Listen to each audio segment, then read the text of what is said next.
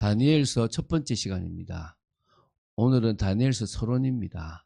다니엘서 2장 44절부터 47절 말씀까지를 합독하고 다니엘서 서론을 보도록 하겠습니다. 그러면 다니엘서 2장 44절부터 47절 말씀을 한 목소리로 합독하겠습니다. 이 여러 왕들의 시대에 하늘의 하나님이 한 나라를 세우시리니 이것은 영원히 망하지도 아니할 것이요 그 국권이 다른 백성에게로 돌아가지도 아니할 것이요 도리어 이 모든 나라를 쳐서 멸망시키고 영원히 설 것이라. 손대지 아니한 돌이 산에서 나와서 새와 녹과 진흙과 은과 금을 부서뜨린 것을 왕께서 보신 것은 그 신하나님이 장래일을 왕께 알게 하신 것이라. 그 꿈은 참되고 그 해석은 확실한 하나이다 하니 이에 느부갓네살 왕이 엎드려 다니엘에게 절하고 명하여 예물과 향품을 그에게 주게 하니라. 왕이 대답하여 다니엘에게 이르되 너희 하나님은 참으로 모든 신들의 신이시요 모든 왕의 주제이시로다. 내가 능히 이 은밀한 것을 나타내었으니 내 하나님은 또 은밀한 것을 나타내시는 이시로다. 아멘. 느부갓네살 왕의 꿈을 이야기하고 해석해 나가는 그런 부분입니다. 되게 중요한 부분이죠. 자, 오늘은 이제 다니엘서를 이제 봐 나가는데 서론격으로서 다니엘에 대한 이야기들을 좀 나누겠습니다. 먼저 이제 핵심적인 중요한 어떤 그런 이제 간략한 요약을 좀 본다면요.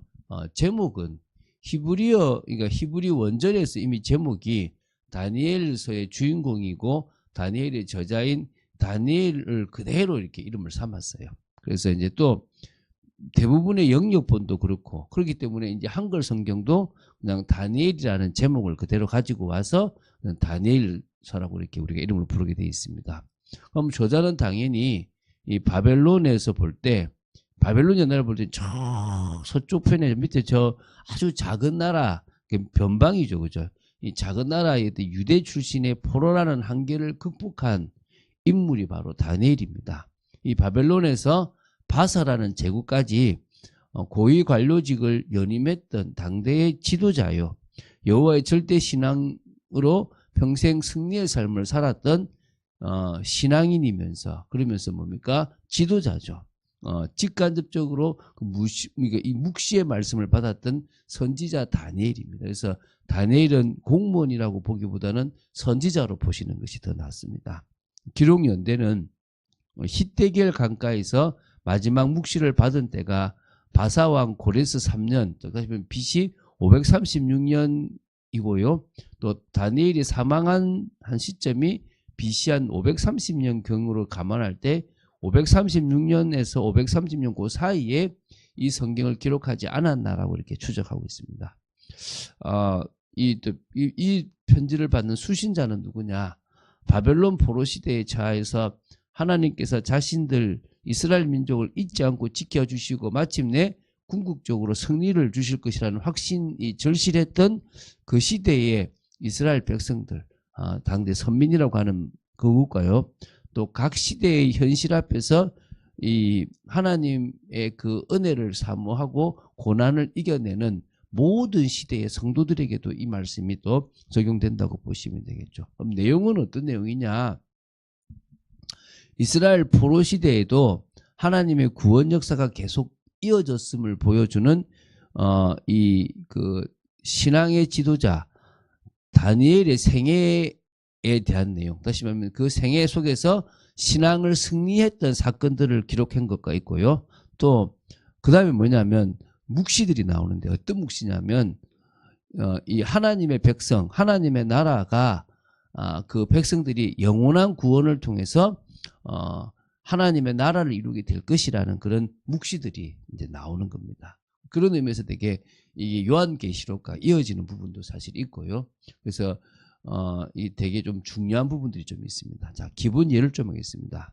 자, 결국 우리는 BC 586년에 좀 생각을 좀 해야 됩니다. 그때가 뭐냐면 예루살렘이 완전히 함락된 시기입니다. 그래서 남유다 왕국이 멸망했던 시기라고 볼 수 있죠. 그 시기 물론 그 이전에 이제 다니엘은 포로로 이제 끌려갔지만 이제 그 1차로 갔다고 보거든요. 그러나 이 바사왕 고레스 왕이 유다 포로 귀환을 허가하여 칙령을 발표한 때가 BC 538년입니다. 자, 그러면 요 사이에 보통 우리가 이제 70년이라고 하는 어떤 그런 간격이 있어요. 그래서 예레미야나 많은 선지자들은 요 70년, 다시 말하면 1차 포로 사건에서 그래서 이제 BC 537년 스룹바벨이 이 바벨론에서 귀환하는 이 70년까지를 포로 시대로 잡고 있는데요. 이 다니엘은 바로 이 70년간의 포로 시대를 중심으로 그 직전과 그 직후 시대까지 대략적으로 한 BC 620년부터 530년 사이에 90여 년 정도를 삶을 살았던 그런 한 시대의 영웅이라고도 할 수 있고 지도자라고 할 수 있고 또 선지자라고도 할 수 있는 그런 사람입니다. 되게 중요한 사람이죠. 다니엘이 거의 90세를 살았거든요. 근데 그 중에서 끌려갈 때가 한 10 몇 세로 보니까 뭐 18세나 뭐 10몇 세로 보니까 그가 죽을 때까지 70년을 더하면은요 꽤 많은 세월 동안을 살았지 않습니까?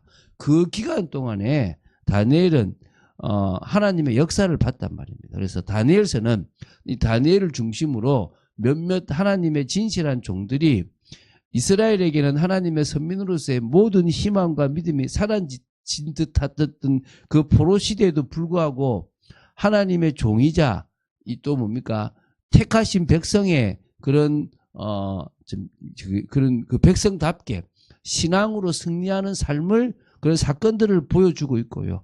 또 직간접적으로 영원한 선민의 영광의 나라 그 나라를 향한 종말론적 역사 전개 과정에 대해서도 이 묵시들을 기록하고 있다고 보시면 됩니다. 그래서 두 가지입니다. 신앙적으로 승리하였던 사건 그게 1장부터 6장까지라고 나중에 나오는데요. 종말론적이 일어날 묵시 그게 7장부터 12장까지라고 보시면 됩니다. 요 내용들이 이제 어찌 보면 다니엘서의 중요한 양대 모티브라고 보시면 됩니다. 자, 한번 생각해 보십시오. 여러분이 포로라고 생각해 보십시오. 지금 끌려가서 망했지 않습니까? 그러면 이게 지금 얼마나 비참한 인생입니까? 유일하게 하나님을 섬기고 이방 문화를 거부했던 그들에게 이방 문화를 받아들여야 되고 또 그 속에서 급속하게 동화되어지고 하나님은 안 계신 것 같고 또 거기서 또 이 바벨론이라는 나라가 망하고 그 바사 제국이라는 나라가 세워지고 이런 과정 속에서 하나님에 대한 불신앙뿐만 아니라 내가 하나님의 자녀라는 정체성도 잃어버리는 그런 시대가 되어져 버렸다는 겁니다. 그때 뜻을 정했던 한 인물 하나님께서 선지자로 택하시고 그 시대에 중요한 일을 하게 했던 다니엘이라는 인물을 중심으로 하나님은 하나님의 살아계심을 드러내고 또 하나님께서 하실 영원한 나라에 대해서 설명하는 중요한 부분들이 있다는 겁니다.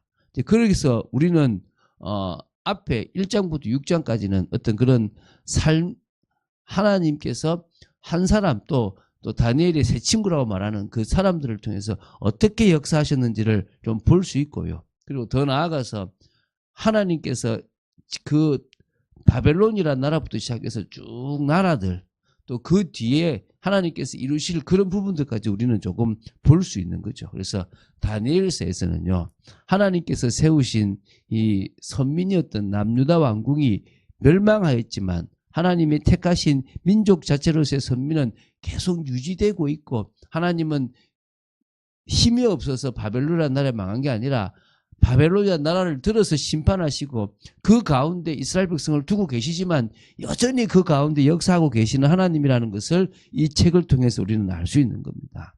그리고 포로시대 이후에도 선민들에게는 숱한 고난이 있겠지만 하나님은 마침내 세상 끝날에 하나님이 택하신 백성들을 영원한 축복의 나라 영광이 있는 그 나라로 영원한 새 나라가 도래하는 곳으로 이끄실 것이고 그 과정 속에 어떠한 일들이 있는지를 이 종말론적 묵시들을 이렇게 제시해주고 있는 겁니다. 그런 의미에서 되게 중요하다고 볼 수 있겠죠. 자, 그래서 아까 구조는 이렇습니다. 1장부터 6장까지가 어떤 뭡니까? 다니엘의 생애의 주요 중요한 사건들을 다루고 있고요.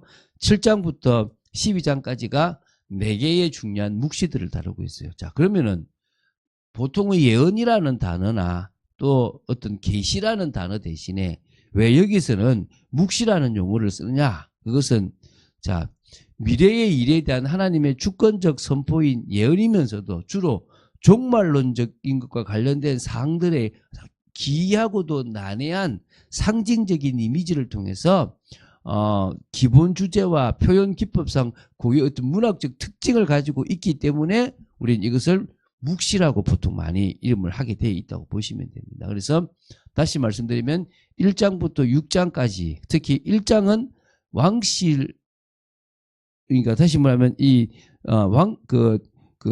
아주 유명한 다니엘과 몇 친구들이 이제 포로로 끌려가게 되고 거기서 왕실의 그 제사 음식을 거부하는 사건이 있고요. 그리고 3장에는 그 세 친구라고 하는 사드락, 메삭, 아벳느고가 이렇게 금신상에 절하지 않고 풀무불 처형을 받지만 거기서 또 이렇게 살아나는 부분도 있고요. 또 6장에는 사자굴 속에 들어가는 그런 내용도 있습니다.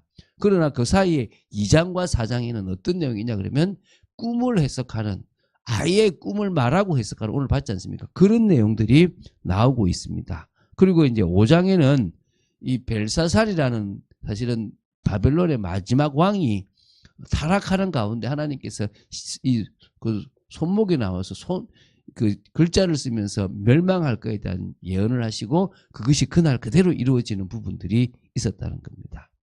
그리고 이제 7장부터 12장까지는 예언입니다. 이 바다에서 나온 네 짐승의 묵시, 을레 강변에서 순양과 순염소의 묵시, 70일의 묵시, 그리고 히데길 강가에서 받은 여러 묵시, 이런 몇 개가 이렇게 나옵니다. 그래서 이런 부분들에 대해서 우리가 이제 쭉 하나님이 어떤 건지 또 하시려고 하시는 메시지가 무엇인지 1장부터 6장까지는 참 잘 아는 내용이지만 7장부터 12장은 일부 알고 있고 잘 모릅니다. 또 그 내용들을 보면서 하나님의 은혜를 받았으면 좋겠습니다. 자, 하나님은 신실하십니다. 하나님은 미쁘십니다. 하나님은 사랑이 많으십니다. 우리는 그 사랑을 받았기 때문에 사랑을 받은 자로서 이제 사랑을 하게 되는 겁니다. 그리고 우리는 뭡니까? 헌신하는 겁니다. 그 헌신이 막 주를 위해서 막 이런 그것도 해야 되는 부분들이 있지만 하나님이 나를 왜 만드셨는가? 하나님이 나를 구원하셔서 이루시려고 하는 게 무엇인가? 그거를 발견한다면 우리는 진정한 헌신이 되어질 수 있을 것입니다. 이 다니엘서뿐만 아니라 이번 집중 기간에 그것을 사실적으로 아는 축복의 여러분 되시기를 주 예수 그리스도 이름으로 축원드립니다. 주는 그리스도시요 살아계신 하나님의 아들이심을 고백합니다. 이제 다니엘서를 봐나갑니다.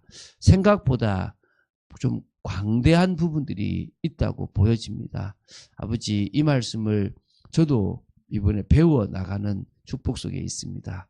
같이 이 말씀들을 보며 은혜 받을 수 있는 축복의 저희들 되도록 지켜주시고 인도하여 주시고 붙잡아 주시옵소서. 감사를 드립니다. 은혜 내려 주시옵소서. 주 예수 그리스도 이름으로 기도드립니다. 아멘.